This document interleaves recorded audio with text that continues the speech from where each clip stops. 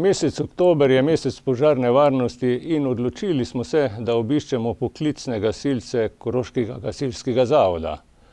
Poznamo gasilce na intervencijah, ob požarih, poplavah, reševanju ponesrečencev in ob drugih priložnostih. Temelj za uspešno izvajanje gasilske in reševalne dejavnosti so ustrezni kadri. Tehnika je tudi zelo pomembna, vendar tehnika je drugotnega pomena oziroma v drugem planu. Ker je delo zelo raznovrstno, zahteva osnovno strokovno izobrazbo in tudi specialistična znanja iz gašenja in reševanja. Smo pred gasilskim domom, ki je v središču mesta ob osrednjem krožišču mesta Ravne. Z nami pa je magister Franc Jutršek, direktor Koroškega gasilskega zavoda, katerega smo zaprosili, da nam predstavi Koroški gasilski zavod in delo poklicnih gasilcev z druge, manj znane plati. Svoj sprehod ogleda smo pričeli s sprejemnim informacijskim mestom, kjer se sprejemajo klici na številko 112. Na pomoč klic je večini poznan. Poglejmo v ta del, da izvemo, kako poteka pretok informacij in preverjanje informacij. Pa povprašamo o tem direktorja gasilskega zavoda. Ja, kot ste že sami povedali, mi imamo direktno povezavo z centrom 112, kateri ob slučaju nesreče nas takoj obvesti o dogodku, kjer moramo intervenirati. To je ena zadeva, imamo še pa centralo, kjer so nameščeni objekti, ki imajo aktivno požarno zaščito in ob slučaju nezgode takrat iz objekta avtomatsko pride poziv na pomoč. Katera povelja stečejo, ko dobite sporočilo, da morate intervenirati? Ko dobimo sporočilo, takrat že nam ali iz centra povejo, za kako vrsto nesreče gre, a je to prometna nesreča, požar, naravna nesreča ali kaj drugega. In temu primerno dežurni gasilec, ki je za tem dežurnim pultom, obvesti vodjo izmene in akcija takoj steče v to smer, odvisno od primera. Kakšen je odzivni čas poklicne enote in s kakšno ekipo se podate na intervencije? Koroški gasilski zavod ima zaposlenih 16 ljudi, torej v vsaki izmeni so vedno v pripravljenosti oziroma v službi 4 gasilci. 4 gasilci so pa v pripravljenosti na domu. In ko pride do intervencije, smo že po zakonu dolžni in tudi naš odzivni čas je v 1 minuti, da izvozimo po prejemu sporočila za nesrečo. Živimo v obdobju, ko se popis nevarnih snovi nezadržno širi. Ta proces narekuje nenehno izpopolnjevanje znanj in nabavo ustrezne, zahtevne in tudi zelo drage opreme.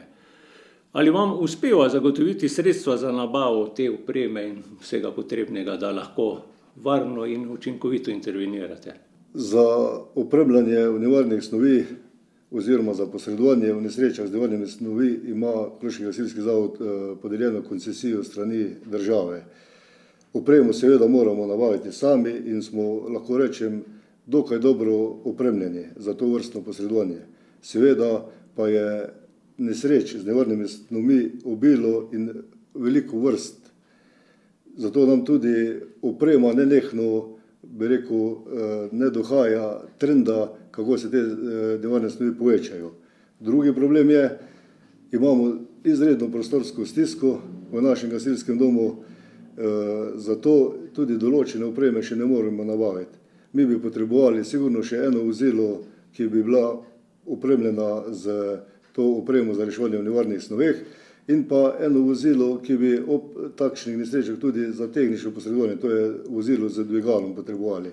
Ampak zaradi prostorske stiske, že zdaj imamo 2 vozila zunaj, si tega zaenkrat še ne moremo privoščiti. Zaokroženo gospodarsko območje je področje, kjer se vrši raznovrstna dejavnost. Metalurgija, strojna predelava, energetika, to so področja, ki so zelo zahtevna tudi za intervencije in za reševanje. Koliko prispevajo zaokroženo gospodarsko območje pri nabavi drage gasilske opreme? Ja, če pogledamo malo v zgodovino, Koroški gasilski zavod je nastal iz poklicne gasilske enote znotraj železarne Ravne. Ker pa je po 90. letu to vsi vemo, ne, železarna doživela veliko prestrukturiranje. Takrat so tudi se družbe razdelile na manjše družbe, ki nekatere še potrebujejo po zakonu gasilsko poklicno enoto, nekatere pa ne. Ampak moram poudariti, da sinergija znotraj zaokroženega območja lahko rečem, da je dokaj dobra in tudi v smeri pokrivanja požarne varnosti so zelo enotnem nivoju in se skupno dogovarjajo, kako te stroške pokriti. Moram reči, da do zdaj imamo izredno dober odnos znotraj vodilnih ljudi v železarni oziroma zaokroženem območju bivše železarne, torej z vsemi podjetji. Seveda nosilec glavni je to Metal, poleg tega še Petrol Energetika in Ravne Systemsi, zdaj po novem, ko se združena firma, in računam, da z tako dobrim odnosom, kot se do zdaj, bomo lahko dobro posredovali v vseh njihovih vrst nesreč, tako v metalurški kot v predelovalni industriji. Znanje na področju gasilstva je nujno, vendar brez vrhunske fizične pripravljenosti ni moč izvajati težavnih in zahtevnih nalog gasilcev. Koliko skrbite za fizično in kako skrbite za fizično pripravljenost svojih ekip oziroma poklicnih gasilcev? Ja, da lahko posredujemo v tako zahtevnih intervencijah, se moramo v našem zavodu gasilci nenehno izobraževati. Prvič na strokovnem področju, drugič na novitetah in na opremi, ki nova prihaja. Seveda pa sama oprema brez fizične usposobljenosti gasilca ne pomeni veliko.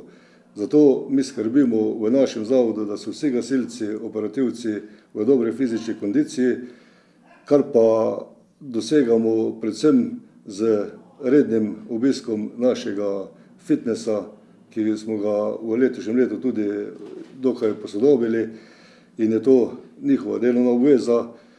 Skrbimo zaradi vzdržljivosti, dvakrat na leto organiziramo pohode na višje vrhove, preko 2000 metrov in pa z raznimi drugimi kondicijskimi trendi, kot so kolesarjenje, plavanje in pa druge zvrsti pridobivanja kondicije. Zasledili smo, da bo za povečanje požarne varnosti potrebno namestiti javljalnike požara oziroma detektorje. Prosim, pojasnite nam, kdaj bo nastopila potreba in obveznost, da se nabavijo tako imenovani detektorji in kdo bo jih moral nabaviti in v katerih primerih, kje se bo vse nameščali. Ja, zakon opredeljuje, da bo po 1.1.2017 potrebno stavbe, kjer imajo goriva oziroma še trda goriva za kurjenje oziroma odprte kamine, morali imeti nameščene tudi te detektorje CO2. Vsemu v zadnjem času se je zgodilo veliko nesreč, to lahko rečemo tihi ubijalec, ti ne zaznaš tega plina, dokler te ne pokonča. Zato je zelo dobro, ne samo tam, kjer je zakonsko predpisano, da si vsi bilo kako vrsto kurjave imajo, da si doma uredijo te detektorje CO-ja, kar bo veliko doprineslo do njihove varnosti. Letošnji mesec požarne varnosti je namenjena tema ravno tem dogodkom, ker ugotavljamo, da se preveč ljudi zastrupi z ogljikovim monoksidom in je posvečamo veliko pozornost, zato smo se tudi v našem zavodu odločili, da bomo lahko razpravljali oziroma da imamo na zalogi te detektorje CO2, kjer lahko naši občani tudi te kupijo. Seveda, ker je vedno, vsak se prvo vpraša za ceno, imamo različne, od najnižje cenovne vrednosti, ki so nekje okrog 40 evrov, pa do 65 evrov, kjer so pa že bolj moderni te detektorji, da ti že javljajo aplikacije na telefon, če se kaj zgodi narobe. Gasilski dom si delite s prostovoljnim gasilstvom, društvom. Pa kako vam uspeva to sobivanje? Je to utesnjeno, so odnosi relativno na ustrezni ravni? Točno. V našem gasilskem domu domujemo dve enoti, torej poklicna gasilska enota Koroškega gasilskega zavoda in prostovoljno gasilsko društvo Ravne na Koroškem. Sinergija že mora biti, zato ker smo ustanovljeni za enako dejavnost, kjer si pa nismo konkurenti. Vsi smo zato, da pomagamo ljudem, vsi smo zato, da upravljamo požarno varnost v naši občini, tako v javnem sektorju, kot tudi v gospodarstvu. Je pa res, da zaradi potrebe je dom zelo utesnjen, vsa naša vozila, ki jih imamo, ne morejo več v te garaže. Seveda je to slabo, kajti v vozilih je tudi voda, so pozimi razmere, ki ne smejo biti in potem moramo določenim vozilam pozimi izprazniti rezervoarje za vodo, da ne pride do večje škode in bi bili zelo veseli, če bi uspeli v bližnji prihodnosti zagotoviti tako poklicni enoti kot prostovoljcem nov dom, kjer bomo vsaj prostorsko na takem nivoju, da bomo lahko, kljub temu, da smo kot gasilci usposobljeni, fizično pripravljeni in dobro opremljeni, da bomo še tudi to opremo lahko namestili in da bomo lahko intervenirali, kot to zasluži naši občani. Ta sprehod pri poklicnih gasilcih oziroma Koroškem gasilskem zavodu daje pomembno pozitivno sporočilo, ki krepi naš občutek varnosti. Zato si lahko samo želimo, da bodo požarno varnost ohranjali izurjeni in dobro usposobljeni gasilci, ki bodo posedovali in znali rokovati z vrhunsko opremo za zaščito in reševanje. Sočasno pa si želimo, da bi bilo čim manj razlogov za njihovo posredovanje.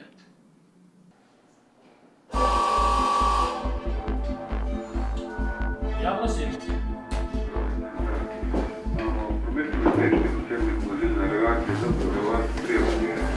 Ja. Poškodovan, kmetija, reševana, obveščena. Prav, gremo. Ja, hvala. Ja.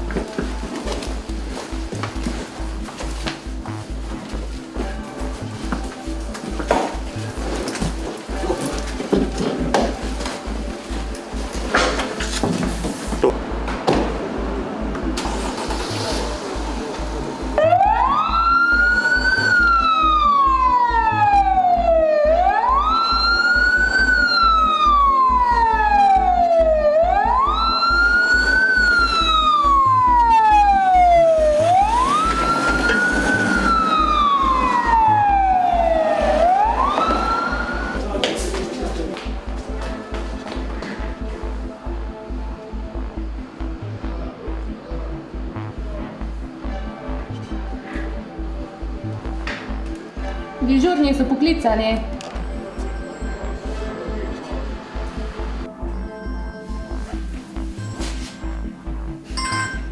Intervencija. Javite v enoto. Za potrditev pritisni 1. Hvala. Prihod je potrjen.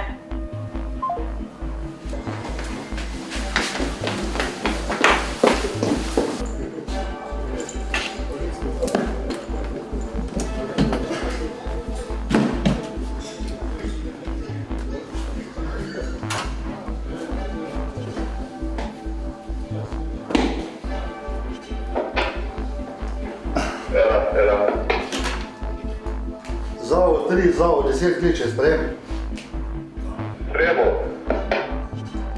Midva smo v enoti, če boste rabili pomoč, povejte.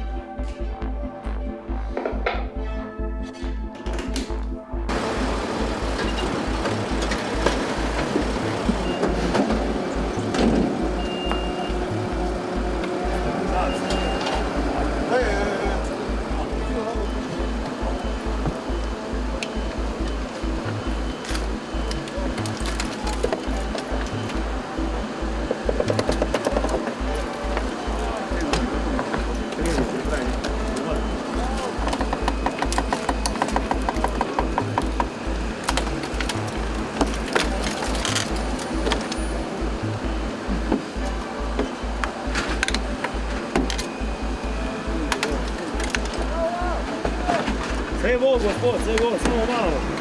Takoj ima pri vas, takoj že narediti.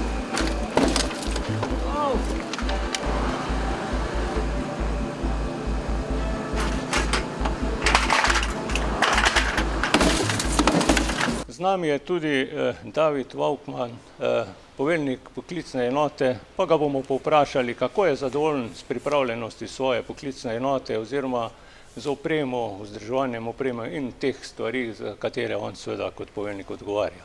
Ja, lep pozdrav tudi z moje strani. Cirka 3-4 mesece nazaj sem prevzel funkcijo poveljnika v naši poklicni gasilski enoti v Ravnah na Koroškem in s tem tudi velika odgovornost. Tako da kot poveljnik sem zadolžen tako za opremo kot za operativne člane v naši enoti. Z samimi operativnimi člani, ki nas je trenutno 15 v samem zavodu, lahko rečem, da sem zadovoljen, zelo zadovoljen. Smo znanjem na visoki ravni, se nenehno usposabljamo, izobražujemo, dopolnjujemo, tako da vzdržujemo trend in gremo v korak s časom, tako na področju same operative, kot tudi preventive. Kar se pa tiče same opreme. Sama oprema je povezana tako z financami in naš zavod smo med manjšimi zavodi samimi zavodi v Sloveniji in tudi sama oprema, stiska z samim gasilskim domom nas zelo pesti. Koliko je možno, koliko nam finance dopuščajo, nabavljamo novo opremo, se izpopolnjujemo tudi na tem področju, tako da iz leta v leto nekako držimo tudi ta korak z minimalno opremo, ki mora biti, da smo lahko uspešni na vseh intervencijah. Seveda pa nas omejuje, kot sem že prej povedal, sami prostori. Tudi v to bo potrebno v bodoče veliko vložiti, kajti tudi v nabavo opreme je veliko odvisna od prostorov. Avtomobile ne moremo nabavljati, nimamo kam dati novih avtomobilov, ki bi jih lahko mogoče nabavili za naše potrebe, za posredovanje, da bi bili lahko hitrejši na intervencijah, uspešnejši, kar pa je tudi od nas občani in širše pričakujejo. Mirno, na desno ravne se, mirno, na mesto odmora. Lep pozdrav, nočni izmeni. V dnevni smo imeli zjutraj ob 8 eno prometno nesrečo v Dravogradu. Potem smo imeli servis gasilnih aparatov v Metalkovačnici 45 kosov, požarna straža na Leku od 15. do 17. ure. Izvedli smo tudi vajo z črpalkami za nevarne snovi. Potem smo pa še šli vsi širje v fitness, da si malo krepimo svojo fizično pripravljenost. Drugih posebnosti ni bilo, želimo vam mirno nočno, to je pa tudi vse od dnevne izmene. Mirno, prosto.